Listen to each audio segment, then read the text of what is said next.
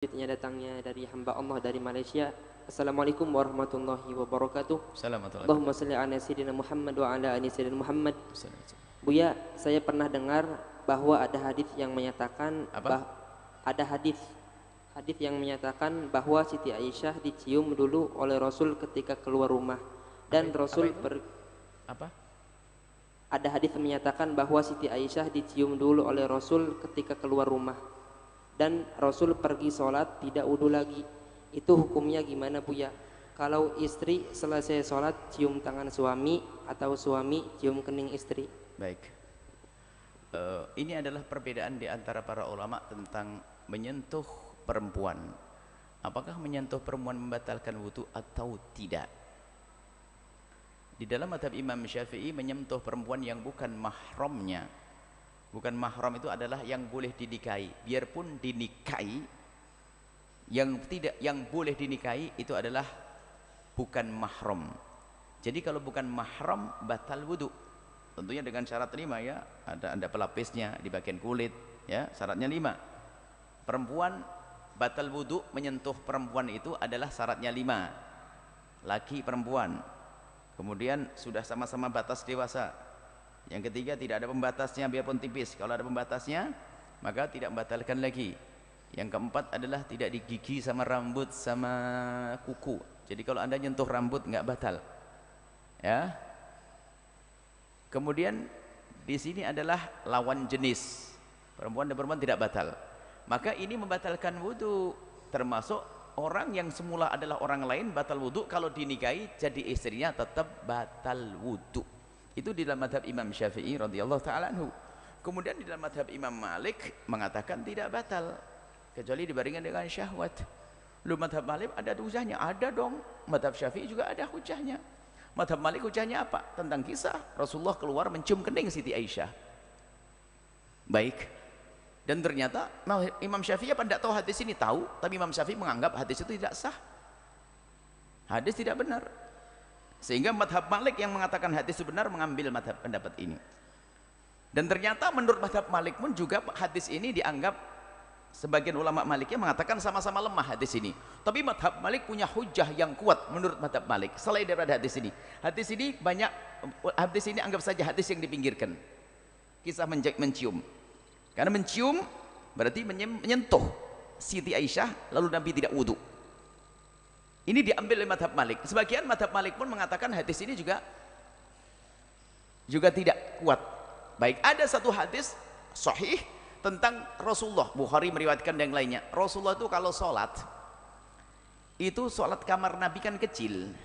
Siti Aisyah itu mu'taridotun, itu melintang di tempat sujudnya Nabi. Jadi kalau Nabi sujud itu langsung oleh Nabi kakinya dilipat. Kalau Nabi berdiri manjang lagi kakinya Siti Aisyah. Kalau nanti Nabi sujud dilipat. Ini hadis sahih, riwayat di hadis sahih. Baik. Loh, bagaimana dengan hadis ini? Apa Imam Syafi'i enggak tahu? Oh, Imam Syafi'i tahu. Coba ini. Imam Syafi'i tahu. Lalu kenapa Imam Syafi'i tidak mengambil? Nah, Imam Syafi'i juga punya rambu-rambu untuk mengambil satu hadis. Yang pertama adalah Imam Syafi'i dulu. Imam Syafi'i dalam Al-Qur'an ulamastumun nisaa. Ulamastumun nisa, lamasa ini diartikan oleh Imam Syafi'i bersentuhan, bukan diartikan bersenggama.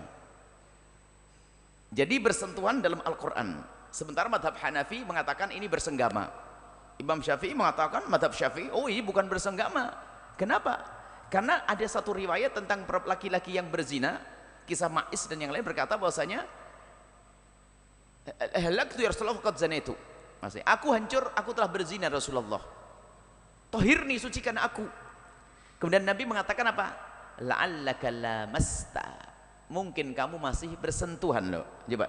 Kalau lamasa artinya bersenggama, Nabi nggak akan bertanya la'allaka lamasta. Tapi Nabi bertanyanya, mungkin kamu masih bersentuhan saja. Tidak, kami melakukan ya Rasulullah, baru ningkat. La'allaka qabbalta, mungkin nyium saja. Tidak ya Rasulullah, aku melakukan. La'allaka fakhatta, mungkin tidak sampai masuk. Tidak, saya melakukan lalu. Berarti apa? Ada 4 martabat. Yang pertama lamasa. Dalam hadis lamasa artinya bersentuhan tangan. Baik.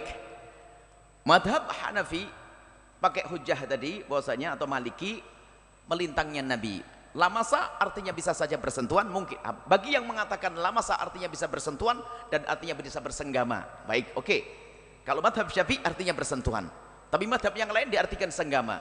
Dan memberi makna senggama tentu ada sebabnya. Kenapa madhab Hanafi mengatakan itu bersenggama? Karena apa? Ada hadis sahih, Nabi bersentuhan menurut dia, menurut madhab Hanafi. Menurut madhab Hanafi ini ada Nabi menyentuh, tapi ternyata Nabi tetap melakukan sholat, yaitu hadis sahih tadi.